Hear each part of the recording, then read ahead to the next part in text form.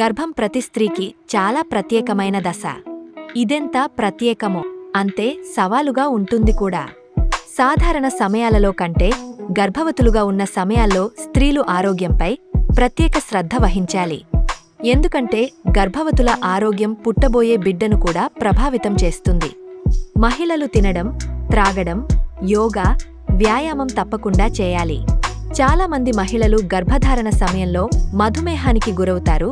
దీనిని గర్భధారణ మధుమేహం అంటారు. అదేవిధంగా కొన్ని పరిస్థితులు అధిక రక్తపోటు ప్రమాదాన్ని కూడా పెంచుతాయి. దీనిని వైద్య భాషలో ప్రీక్లాంప్సియా అంటారు.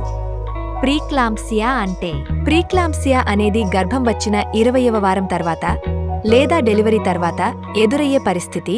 దీనిని ప్రసవానంతర ప్రీక్లాంప్సియా అని కూడా పిలుస్తారు. అధిక రక్తపోటుతో పాటు మూత్రంలో ప్రోటీన్ అధిక స్థాయిలు ఉండవచ్చు. ఇది మూత్రపిండాల నష్టం, ప్రోటీనురియా, శరీరంలో అవయవ నష్టానికి దారితీస్తుంది. ప్రీక్లాంప్సియా ఎక్లాంప్సియా ప్రమాదాన్ని కూడా కలిగి ఉంటుంది. ఇది తల్లి, బిడ్డ ఇద్దరికీ సమస్యలను కలిగించే ప్రమాదకర పరిస్థితి. అరుదైన సందర్భాల్లో మరణానికి కూడా దారితీస్తుంది. ఈ సమస్య గురించి తెలుసుకోవడం, చికిత్స పొందడం ద్వారా తల్లి, బిడ్డ ఇద్దరినీ జాగ్రత్తగా చూసుకోవచ్చు.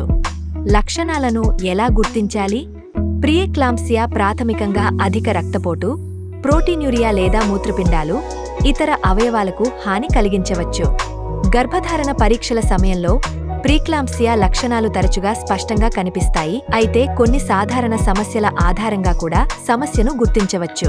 ఈ సమస్యను నివారించడానికి మీరు గర్భిణీల జీవనశైలి, ఆహారాన్ని సరిగ్గా తీసుకోవడం చాలా ముఖ్యం. ఈ 2 జాగ్రత్తలు తీసుకోవడం ద్వారా చాలా వరకు ప్రమాదాలను తగ్గించవచ్చు.